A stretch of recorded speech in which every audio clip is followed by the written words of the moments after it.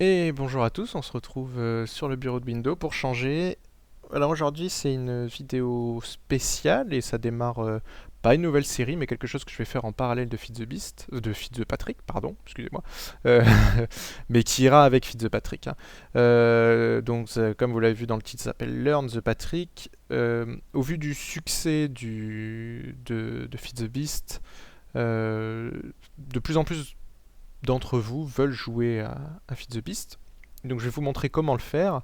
Donc ça sera l'épisode d'aujourd'hui. Donc ceux qui y jouent déjà, forcément ça vous intéressera moins. Je vous expliquerai aussi quelles sont les différences entre les modes pack. Je vous montrerai comment jouer de la même façon que nous on joue sur Feed the Patrick, c'est-à-dire on a notre propre mode pack, parce qu'il y a quelques petites différences. Je vous montrerai aussi si vous voulez jouer avec d'autres modes pack, hein, ça peut se faire. Mais donc pour ceux qui savent déjà comment faire, évidemment aujourd'hui ça va moins vous intéresser. Ça c'est pour le premier épisode. Dans les épisodes qui suivent, ce que j'essaierai de faire, c'est faire ce qu'on appelle ce que Direwolf fait. Direwolf 20, je crois, hein, c'est 20 ou 22, je ne me souviens plus. On retrouvera après. C'est un youtubeur anglais qui est très connu dans la communauté, en tout cas Feed the Beast, hein, puisque c'est lui qui a pas lancé le projet, mais qui est la vitrine du projet. Et il fait des modes Spotlight où il explique en détail tout ce qu'il y a dans un mode, sur un ou plusieurs épisodes, mais il reprend tout bien comme il faut. Donc je préfère faire ça à côté des épisodes classiques de Feed the Patrick, c'est parce que ça va me permettre sur le serveur de faire un peu plus ce que je veux, sans forcément passer trop de temps à vous expliquer, en vous expliquant quand même les choses, mais pas en vous expliquant la base. Tout comme dans mon LP, je vous explique jamais trop la base de la redstone, je vous explique les systèmes. Bah, là, je vais faire à peu près la même chose pour éviter de perdre un petit peu trop de temps des fois sur Feed the Patrick, et puis pour avoir des épisodes condensés, résumés de modes, parce que les modes, contrairement à Minecraft, on trouve quand même moins de documentation et des fois il y a des choses plus complexes. Donc c'est assez important. Alors, on va commencer par parler du launcher. Feed the Beast, c'est un launcher. Qu'est-ce que ça signifie? C'est comme Minecraft, vous avez un launcher. À l'intérieur de ce launcher, on a plusieurs modes pack. Donc on va commencer par le launcher. Vous avez le classique. Il suffit d'appuyer de chercher Feed the Beast, pardon. Voilà, vous allez sur le site feedthebeast.com avec des petits tirets, dans Download, et vous pouvez télécharger soit l'exé, soit le jar si vous êtes sur Linux ou sur Mac. Vous avez le serveur aussi. Alors je sais pas si il marche toujours le serveur. Oui, il marche. Avec, voilà. Il y a le serveur avec ces packs là. Pour l'instant, notre version serveur n'a pas encore été mise, je crois. Faut que je vois avec Aznet et Richie. Regardez les descriptions des vidéos. Le jour où elle sera dans la description. Le lien sera dans la description des vidéos. Pour l'instant, on l'a pas déployé parce que tout n'est pas stable, donc on verra ça plus tard. Par contre, si vous voulez jouer en solo, vous pourrez avec notre modpack. Donc, vous téléchargez votre client. Donc voilà, vous téléchargez ici, moi je l'ai déjà téléchargé. Donc ça c'est pour si vous voulez le client pour jouer sur l'un de ces modes pack là. Donc vous avez le bêta pack A, c'est celui sur lequel on jouait jusqu'à très récemment, jusqu'à ce qu'on fasse la migration. Donc ça c'est du 1.4.2. Ensuite on a le Universal Electric, le Magic World, je ne les connais pas du tout ceux-là. Et puis les deux principaux qui sont le pack de Direwolf 20, donc voilà, c'est le youtubeur dont je parlais, et le pack de Minecraft, qui est vous connaissez Minecraft, c'est tous les youtubeurs américains plutôt connus, dont Ito, Good, Bidabalo, enfin il y a du monde là-bas. Ils ont leur propre pack. Alors qu'est-ce que ça signifie avoir des packs différents? C'est juste au niveau des modes. Au niveau de certaines configs de modes, mais il y a des modes qui sont dans le pack Minecraft qui sont pas dans celui de Direwolf. Il y a des configs parce que dans un même mode on peut le configurer de différentes façons. Donc voilà, c'est juste là-dessus. Après c'est un choix, il faut s'y connaître un peu plus pour savoir quel pack on préfère, et puis ça dépend. Si vous suivez les épisodes de Direwolf, vous allez plutôt utiliser leur pack. Si vous suivez les épisodes de Minecraft, vous allez plutôt utiliser leur pack. D'un autre côté, beaucoup de choses sont communes, hein.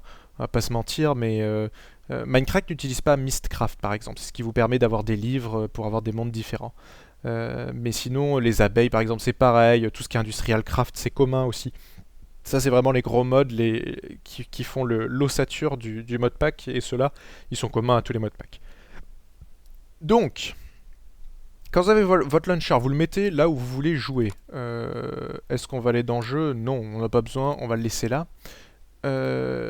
Vous juste le lancer, vous l'exécutez, et il va télécharger tous les modpacks, il va faire tout ce qu'il faut, il n'y a rien à faire. Donc ça c'est le launcher classique. Voilà. Donc, oh, on a même le Brony modpack, je ne connaissais pas celui-là. Donc jusqu'à présent, on jouait avec nous, hein, sur Fitzpatrick, sur le beta pack, mais comme vous voyez, il y a les autres modpacks. Ça c'est pour le launcher classique, et il y a notre launcher. Donc pour le télécharger, comme je vous ai dit, ça sera dans la description de cette vidéo que vous êtes en train de regarder, donc regardez la description. Sinon, tout simplement, je vais aller sur la chaîne de As de pique, parce qu'il l'a mis dans sa dernière vidéo, je crois. Voilà, dans la description, il suffit de cliquer le launcher, il est ici sur Dropbox, vous y allez, et vous avez une version... Ah bah si, le multi est là. Donc ça doit marcher en multi, bah oui, c'est forcément du Linux, donc il est déjà proposé. Donc il suffit de regarder dans la description et vous aurez la version serveur. Pour l'installer c'est plus compliqué, par contre j'en parlerai pas trop, ça il faut vous y connaître un petit peu. Donc vous avez la version Mac ou la version Windows. Et vous pouvez télécharger la version Windows tout simplement, donc je l'ai déjà téléchargé. Donc moi ce que je vais faire c'est, je vais exécuter notre propre launcher. Donc quand on le lance on obtient à peu près la même chose, sauf que là vous voyez que le modpack à gauche c'est Fitzpatrick. Là c'est du blabla parce que ça n'a jamais été codé complètement. Pour ceux qui veulent savoir, c'est Asnet et Richie qui ont codé ça ensemble, donc c'est eux les tech guys, mais c'est pas une raison non plus pour leur proposer, pour leur demander plein de questions, etc. Normalement avec ce tuto vous devriez avoir tout ce qu'il faut. Donc le modpack c'est une chose, vous pouvez le lancer tout simplement. Donc bon, vous voyez mon adresse mail, c'est pas grave, c'est pour mon compte Minecraft. Vous le lancez et voilà, Mojang, c'est magnifique, ça se lance. Une chose qui est importante, lorsque vous le lancez pour la première fois, le launcher lancé avec le modpack, c'est un petit peu plus long à charger, quittez et relancez, parce que souvent il y a des mises à jour et elles ne sont prises en compte que la deuxième fois que vous le lancez. Donc on va attendre un petit peu. Allô ? Il doit télécharger des trucs par derrière, c'est pour ça. C'est toujours plutôt long à lancer. Voilà, il a fini par s'y mettre. Donc vous y voici, vous n'avez plus qu'à rejoindre les serveurs que vous voulez. Là il y a le serveur, d'ailleurs on va faire un petit F1 même si je m'en fous. Là il y a serveur, on peut faire des parties solo, bref, il y a tout ce qu'il faut. Et normalement, tiens c'est étonnant, ça n'a pas créé de dossier. C'est censé vous créer un dossier, alors il n'a pas créé parce qu'il a repéré qu'il y en avait déjà un, mais c'est censé vous créer un dossier. Bon, toujours est-il que je vais le réexécuter. Le dossier se crée là où vous avez mis le launcher. Maintenant, à proprement parler du launcher, si vous voulez modifier le modpack, vous avez une touche qui est Edit Modpack, et là vous allez voir tous les mods qui sont installés dans notre modpack. Alors ça peut vous intéresser aussi pour savoir quelles sont les différences par rapport à Minecraft, et au modpack de Direwolf. Donc là, c'est tous les mods qui sont ici, vous pouvez en enlever certains si vous voulez, mais vous voyez, on a Additional Pipes, Advanced Machine, Buildcraft, Computercraft, Factorization, GregTech, bon, Industrial Craft, Nuclear Control en plus, enfin bon, voilà, et vous voyez, il y en a plein. Il y a aussi les modes clients, comme Raise Minimap, qui n'est pas du tout côté serveur. Bon, bref, il y a plein de choses. Admettons que vous voulez rajouter un mode, ça peut être utile, enfin si vous avez des modes que vous voulez rajouter, alors pas forcément des modes fonctionnels comme ça qui fonctionnent côté serveur, parce que là ça devient plus compliqué, mais des modes côté client. J'allais dire Raise Minimap, vous l'avez déjà. Prenons le cas d'Optifine, qui n'y est pas par défaut. Si vous voulez rajouter un mode, vous allez dans jar mode, c'est très important. N'allez pas dans mode, mais dans jar mode. Bon, là il y est déjà, mais on va le mettre en disable. On peut le remettre en enable. Normalement, Optifine n'y est pas par défaut. Ce que vous faites, c'est vous cliquez sur Add Mode et vous allez sélectionner directement votre dossier zip qui contient le mode, donc Optifine. Vous faites ouvrir et en faisant ouvrir, il va se retrouver à gauche. Faites bien attention qu'il soit à gauche et pas à droite parce qu'à droite, il ne sera pas activé. Et comme ça, vous pouvez rajouter Optifine à votre launcher. Donc voilà, tout simplement. Donc on va quitter ça. Il n'y a plus qu'à lancer, il n'y a rien d'autre à faire, les autres je connais pas du tout. Là vous pouvez éditer votre compte, on va pas y aller parce que sinon normalement le mot de passe se voit. Dans les options, donc voilà, le install folder, vous pouvez le changer si vous voulez. Donc c'est là que va se stocker. Si on va regarder, on va y aller dessus. Qu'est-ce qu'on a? On voit donc tous les trucs. Ça, c'est tous les modpacks différents. Donc le node, il s'appelle modpack. Et vous voyez, hein, il y a tout là-dedans. J'étais en train de trifouiller texture pack, mais bon, hein, c'est classique après. Si vous voulez modifier les fichiers de config, hein, c'est dans config, vous avez tout ce qu'il faut. Les options d'Optifine, c'est ici. Ça change pas par rapport au Minecraft classique. Ce que vous pouvez changer, c'est la mémoire allouée. Donc ça, vous allez enfin être sauvé, parce que dans Minecraft classique, c'est compliqué. Sachez que pour avoir plus d'1 giga, il vous faut Java 64 bits, sinon ça sera limité à 1 giga. Dans l'idéal, enfin si vous avez de quoi monter, 3 gigas suffit, n'allez pas plus loin. Ça sert à rien, ça pompera pas plus que ça. Puis voilà, après il y a différentes options, il y a les news, les maps, enfin il y a des trucs, bon les autres ne servent pas. Donc on va lancer le loader, vous voyez, il configure l'environnement. Là-haut, vous avez un magnifique Fitzpatrick V6, je ne sais pas si on le voit. Ça se lance, c'est long. Sachez une chose, avec FitzBeast de façon générale, il y a beaucoup de modes qui sont rajoutés, donc ça rajoute des couches supplémentaires qui chargent évidemment encore plus Java. Déjà que Minecraft a un peu du mal à tourner. Donc ne vous étonnez pas si vous tombez en FPS. Si déjà vous avez des problèmes de lag sur Minecraft classique, ça va être difficile de jouer à FitzBeast. Deuxième problème, avec certains modes, ils sont pas parfaitement bien codés, on va dire, et du coup, il y a des gros problèmes de fuite mémoire, de surcharge, avec Mistcraft notamment. Si vous passez dans plein de mondes différents, au bout d'un moment, vous allez être obligé de relancer le launcher en entier, parce que ça rame trop, il y a des problèmes de fuite mémoire. Donc voilà, et puis une fois que vous y êtes, c'est tout simple, vous avez le texture pack, vous pouvez mettre ce que vous voulez. Donc il y a le mien, il n'est pas encore totalement à jour pour la 1.4.6, donc je vais pas je vais mettre celui qui est partiellement à jour. Il y a des trucs qui fonctionnent pas. Vous pouvez créer des nouveaux mondes, vous pouvez rejoindre des serveurs. Alors apparemment, de ce qu'on m'a dit, les nouveaux mondes déconnent, donc on va tester ça, mais c'est possible que ça crache. Et ça a l'air de cracher. Donc ça c'est un problème de config. Donc si vous voulez tester des mondes pour tester des modes... Ah, quoique ça crache pas. Oui, ça crache. Ah non, ça crache pas. Ah bah on m'a dit des bêtises. Je pensais que ça crachait mais ça crache pas. C'est un petit peu long mais ça crache. Donc voilà, vous pouvez tester ce que vous voulez. Donc là je suis dans un monde standard avec plein de trucs. On va vérifier qu'on est en peaceful, c'est bon, ça charge, ça rame un petit peu, c'est normal. Maintenant, pour ceux qui ne sont pas du tout communs avec Not Enough Item, je vais expliquer un petit peu ça. Quand vous appuyez sur E, vous arrivez sur... Je suis en créatif, hein, sur le mode classique. Par contre, vous remarquez qu'en bas, vous avez Options et en haut, vous avez deux petits trucs, on s'en fout pour l'instant. En cliquant sur Options, vérifiez bien que Not Enough Item est activé. Et mettez-vous... Alors, si vous jouez en classique, vous vous mettez en Recipe Mode, on va le voir. C'est-à-dire que si je me mets en Game Mode... sans les majuscules, parce que des fois il est tatillon, en game mode 0. Là j'ai Not Enough Item activé, donc tout simplement avec tout ce qu'il faut à côté, donc ça les giffe pas, hein. C'est juste, ça donne les recettes. Alors vous voyez j'ai des petits problèmes de texture, hein, comme vous voyez c'est pas totalement à jour. Il y a des trucs qui sont transparents, il y a des items aussi qui n'existent pas, qui sont totalement transparents, voilà. Ça c'est des bugs. Donc j'ai pas encore mis totalement à jour le texture pack, c'est plus compliqué que les texture packs habituels. Mais si on prend par exemple le Geothermal Generator, on clique et vous avez la recette classique. Donc ça c'est du Not Enough Item, je rentrerai pas plus dans les détails, c'est relativement simple. Si vous voulez charger quelque chose, vous mettez pour Screwdriver, voilà. Vous obtenez Screwdriver, vous cliquez, vous avez la recette.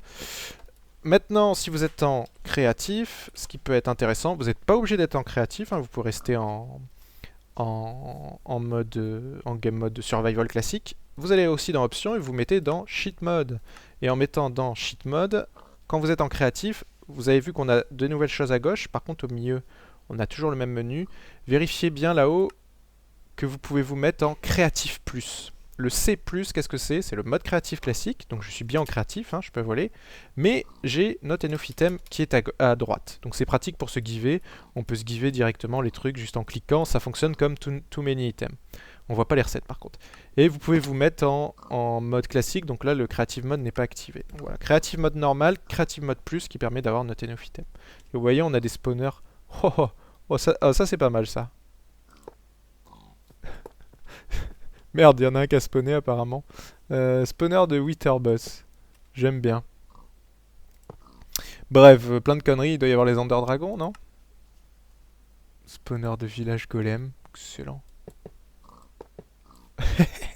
C'est énorme.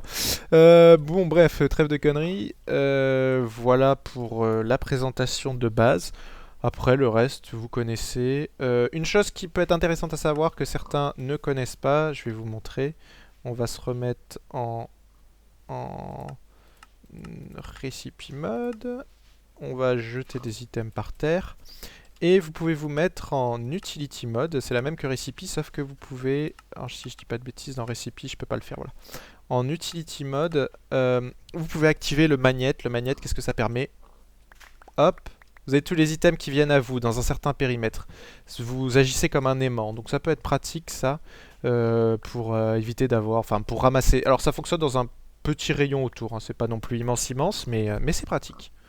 Voilà. Donc voilà pour notre item, voilà pour le launcher. Je crois que c'est présentation de base. J'entrerai pas dans les détails pour l'installation d'un serveur parce que là c'est particulier. Je vais répondre néanmoins à quelques questions au niveau des puissances demandées. Côté client, je vous ai déjà dit, c'est gourmand. Là, bon, là je tourne à 40 FPS sur Minecraft classique quand il n'y a rien. Je tourne à au moins 3 fois plus. Hein. 120 FPS c'est un minimum, c'est même plutôt 150 hein, dans les mondes vides. Donc ça réduit vos FPS par 3, on peut le dire, malgré Optifine. Alors après, bon, je suis dans des options qui pompent peut-être un peu du côté d'Optifine. Côté serveur, si jamais vous voulez monter un serveur, beaucoup nous ont demandé où est-ce qu'on était hébergé. On est sur un serveur dédié, donc un serveur qui nous appartient entièrement, qu'on a pris chez OVH. On n'a pas pris de solution comme vous pouvez avoir des solutions toutes préinstallées. Je crois pas qu'il en existe actuellement qui proposent Feed the Beast, ou peut-être quelques-unes, mais je sais pas si c'est très fiable. Le problème c'est qu'il faut quand même des grosses puissances. Il va vous falloir non seulement pas mal de RAM, faut compter au moins 2 gigas, je pense que c'est un minimum, ça je suis pas sûr de ça, mais 2 gigas de RAM c'est un bon début. Nous on tournait à 8 je crois, après il n'y a pas besoin vraiment plus. Par contre, il va vous falloir un assez gros processeur parce qu'il y a beaucoup de calculs avec toutes les machines, les automatisations, avec les j'ai fait une forêt. On va quand même en mettre un, juste pour le fun. Avec les... Sous un arbre, peut-être ça spawnera mieux. Hop. Avec le fait que... On a certaines chunks qui sont loadés en permanence. Sur serveur avec les World and Shore. Donc tout ça fait qu'il vous faudra une grosse puissance de calcul sur le serveur. Donc si vraiment vous voulez investir là-dedans, ça coûte. Voilà. Donc ça c'est vous qui voyez. Et puis voilà. Il existe, vous trouverez très facilement, il existe déjà pas mal de serveurs qui tournent sur Feed the Beast. Français. Ça a été pas mal lancé avec Feed the Patrick. Donc cherchez, tapez Feed the Beast serveur français, vous verrez que si on peut regarder d'ailleurs, hein, mais serveur Feed the Beast français. Qu'est-ce qu'on a? Bon, on a feedthebeast.fr qui propose déjà un petit peu long à charger, qui propose des trucs avec voilà, ils ont déjà fait des serveurs. Bon, il faut des candidatures, mais ça se fait. Vous avez LanguageCraft qui effectivement fait du Feed the Beast aussi. C'est le serveur de je crois, ouais c'est ça, de Bill, donc vous connaissez. Voilà, vous en avez d'autres. Hein. En parcourant, vous trouverez la liste qu'il faut. Donc voilà, vous savez tout. Maintenant, vous savez comment jouer à Feed the Beast. N'oubliez pas le launcher, le lien est dans la description. Vous pouvez aller le télécharger directement. Le texture pack aussi, enfin si j'y pense, s'il est bien à jour, parce que ce ne sera pas forcément le cas. Et vous n'avez plus qu'à vous lancer là-dessus. Et sur ce, je vous dis à la prochaine pour... N'hésitez pas si vous avez des questions supplémentaires que j'aurais omis de dire. Alors il est possible que le launcher, je précise, crash sur certaines configs, je sais pas pourquoi, c'est encore un peu particulier, certains ont des problèmes avec Windows 8, puis suivant les configs ça suit pas forcément, donc ça c'est particulier.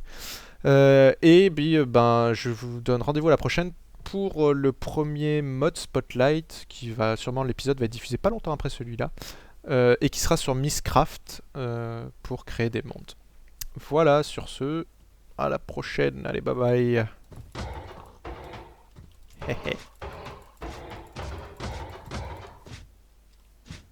Il peut pas me frapper. Loser.